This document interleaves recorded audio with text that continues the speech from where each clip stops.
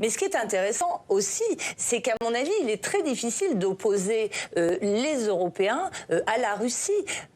Les Européens en général, parce qu'il y a aussi, c'est l'une des conséquences de la politique française, une sorte de concurrence entre Européens. L'Allemagne veut rester engagée, la Hongrie devient très présente au Tchad, l'Italie a absolument besoin de rester engagée auprès des pays sahéliens pour contenir les vagues migratoires. Donc l'Europe avance en ordre totalement dispersé et je pense que les acteurs tels que la Russie jouent aussi de ces désaccords. Anne-Sylvestre Reyner, si on fait, alors évidemment on ne va pas le faire pays par pays, mais si on reste par exemple au Mali, ça fait quoi, 2 ans et demi que les Français ont quitté le pays et que les Russes ont arrivé. On voyait les témoignages tout à l'heure de décembre 2021.